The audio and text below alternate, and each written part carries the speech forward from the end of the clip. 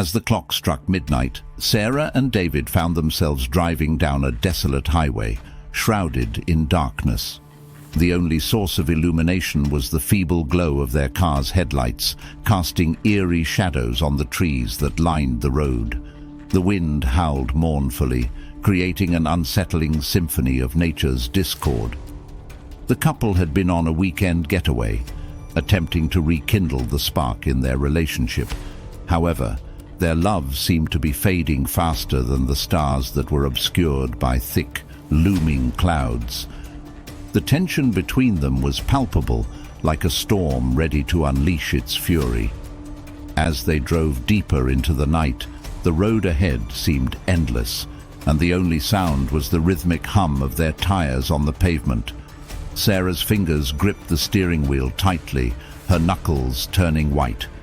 David stared out of the window, his gaze fixed on the inky abyss beyond. Suddenly the car's engine sputtered and coughed before dying completely.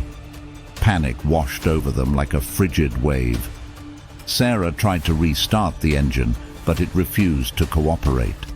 David, visibly agitated, reached for his phone, only to realize there was no signal.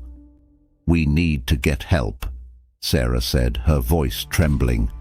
With no other option, they decided to leave the car and walk to find assistance. They had no idea how far they were from civilization, but the looming forest was their only option.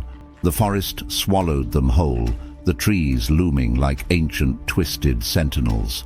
The moon was obscured by thick clouds, leaving them in near-complete darkness.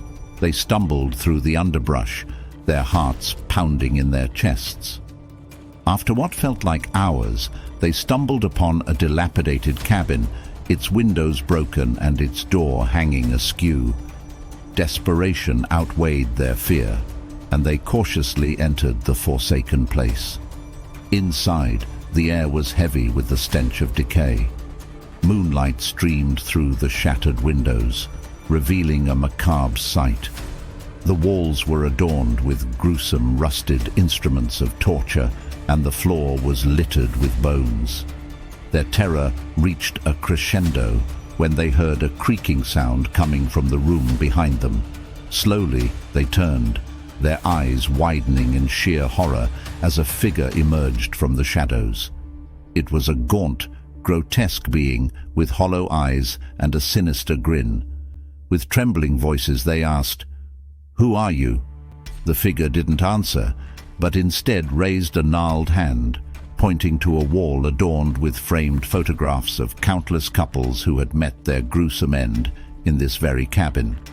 Sarah and David's eyes widened with realization. They were not the first to seek refuge here, and they would not be the last.